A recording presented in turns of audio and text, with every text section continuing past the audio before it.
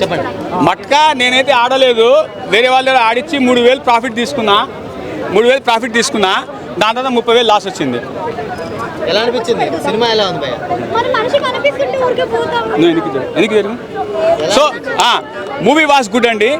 ఇందులో హీరో ఒక character name Vasu ప్రయాణం ఎలా జరిగింది అంటే, మీకు పని కావాలి అని అంటే అడుక్కోకూడదు, లాక్కోవాలి అనేటువంటిది చెప్తాడు ఆ సీను.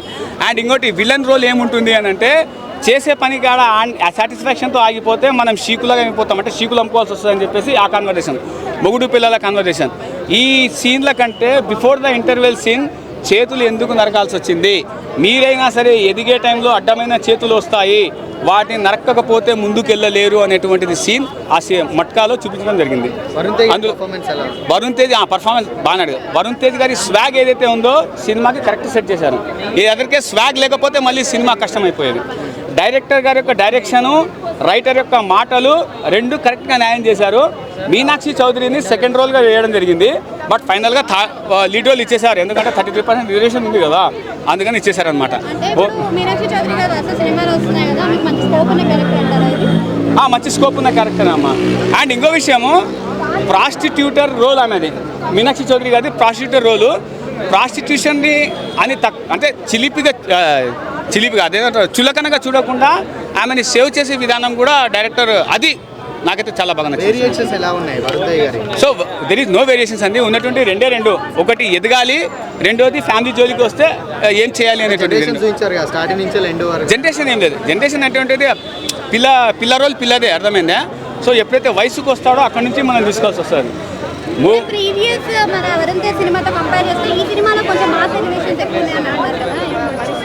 మట్కా అనేటువంటిది అది ఆ మాత్రం. ఇప్పుడు ఏదైనా ఎదిగేటప్పుడు ఒకటి లీగల్గా ఎదగడం వేరే, ఇల్లీగల్గా ఎదగడం వేరే. ఇల్లీగల్గా ఎదిగేటప్పుడు చాలా మీరు అన్నట్టు అవి ఏమంటారు, దాన్ని ఏమంటారు, ఇవి వస్తాయి, వాటిని నరుకుంటూ పోవడం అనేటువంటిది కథ అది. సో నేనైతే చూసా 4 డిజిట్లు ఉంటాయి మట్కాలో. సింగిల్ 1, సింగిల్, డబల్, త్రిబుల్, 4 నేను 4 డిజిట్ ఇస్తున్నా, రేటింగ్ 4. ఓకేనా? చూస్తుంటే మాత్రం ఇచ్చి పడేసిన, అంటే ఇప్పటిదాకా వరుణ్ తేజ్ గద్దలో కూడా గణేష్ సినిమాలో ఎంత చూసినామో, మట్కా సినిమాలో మాత్రం మళ్ళీ ఒక డిఫరెంట్ యాక్టింగ్ చూసినాం. అసలు యాక్టింగ్ అంటేనే ఇచ్చి పడేసిండు. అంటే ఎక్కడ కూడా బోరింగ్ లేకుండా స్క్రీన్ ప్లే కానీ డైరెక్షన్ కానీ ఆ ఒక ఇంటర్వెల్ సీన్ ఉంటున్న ఫైట్ సీన్ మాత్రం దానికి మాత్రం హ్యాట్సాప్ చెప్పాలి. హీరోయిన్ యాక్టింగ్ కూడా బాగా చేసింది, అలా చిన్న పాప ఉంటే యాక్టింగ్ బాగా చేసింది. అంటే ఇప్పటిదాకా మనం వరుణ్ తేజ్ చూసాం, మనం ఇలా కొత్తగా చూస్తాం. మళ్ళీ మనకు ఒక కేజీఎఫ్ గుర్తొస్తుంది. మళ్ళీ ఒక చాలా బాగుంది. గద్దలు కూడా చేసిన తర్వాత మట్కా అంటే టైటిల్ ఎలా పెట్టినా టైటిల్ దగ్గర సినిమా కూడా అంతా బ్లాక్ బస్టర్ ఉంది. కెరియర్లో మాత్రం వరుణ్ తేజ్ ఫ్యాన్స్ మాత్రం పెద్ద పండుగ, మెగా ఫ్యాన్స్కి పెద్ద పండుగ అనుకోవచ్చు. మళ్ళీ బరిలో దిగుతుంది మళ్ళీ రామ్ చరణ్ గారు. నెక్స్ట్ వచ్చే సంక్రాంతికి అది కూడా బ్లాక్ బస్టర్, ఇప్పుడు కూడా ఇది బ్లాక్ బస్టర్ కొట్టింది. మెగా ఫ్యాన్స్కి పెద్ద పండుగ. సూపర్ సూపర్ సూపర్ అన్న, దుమ్ము లేచిపోయింది అన్న. దుమ్ము అంటే అసలు వరుణ్ తేజ్ యాక్టింగ్ ఏందో ఇంట్లో చూస్తే తెలుసు, అంతా బాగా చేసిండు. ఎక్కడ బోరింగ్ లేకుండా కూడా దుమ్ము లేపేసిండు. ఇది ఒక బ్లాక్ బస్టర్ మూవీ. ఆయన విలన్ అంటే యాక్టింగ్ హైలైట్ అనేది, ఆయన యాక్టింగ్ హైలైట్. చూడడానికి సింపుల్గా కనిపిస్తాడు, స్క్రీన్ మాత్రం దుమ్ము లేపేసిండు, యాక్టింగ్ దుమ్ము చింపిసి పెట్టేసిండు. Block buster. అదే అంటున్నా కదా, చాలా బాగుంది. 3 గెటప్లు వేస్తాడు, 3 గెటప్లలో బాగా చేసిండు. ఏ గెటప్కి తక్కువ కాకుండా 3 గెటప్లలో బాగా చేసిండు. వరుణ్ తేజ్ కెరియర్లో ఇది ఒక బెస్ట్ మూవీ అని చెప్పొచ్చు. బ్లాక్ బస్టర్ నుంచి ఆమె కూడా బాగుంది, అందరిది బాగుంది. కష్టపడాలి, ఎదగాలి, ఆ తర్వాత గవర్నమెంట్ ఎట్లా అంటే చూపించడం. First of all Meenakshi Chaudhary యొక్క లవ్ ట్రాక్ కానీ తనతో జరిగే కొన్ని రొమాన్స్ సీన్స్ అయితే చాలా బాగుంది. యాజ్ ఎ మెగా ఫ్యాన్ చెప్తున్నా, మంచి దమ్మున్న సినిమా, మంచి కంటెంట్ ఉన్న సినిమా, ప్రతి ఒక్కరు నచ్చుద్ది. ఇప్పుడు జస్ట్ శాంపుల్ మాత్రమే.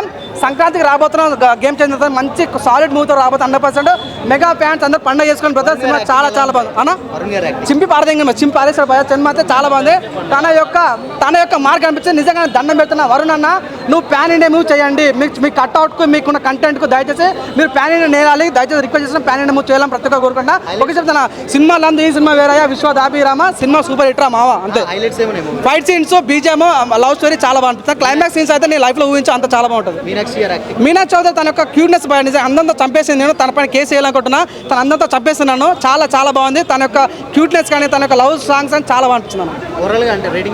ఓవరాల్ నేను 5కి 4.5 ఇస్తాను. సాంగ్స్ ఉంటాయి ఈ సినిమాలో కూడా. వీళ్ళంతా ఒక సాంగ్ ఉంటుంది, అసలు ఎక్స్పెక్ట్ చేయము, చాలా బాగుంటుంది. మన మేడంతో ఒక చిన్న సాంగ్ ఉంటుంది. అబ్బా ఏముంది బాబు, మన మహానటిలో చూసిన ఆ ఫీలింగ్ వస్తామంట. అంటే మన ఓల్డ్ డ్రాప్లోకి వెళ్ళిపోతాం, కొత్త అంటే పాత ప్రపంచానికి వెళ్ళిపోతుంటాం. సో నిజంగా కమ్బ్యాక్ మూవ్ అని చెప్పొచ్చు. మంచి సైలెంట్ కొట్టినాడు, సాలిడ్ కొట్టినాడు అన్న ఫీలింగ్ ఉంది.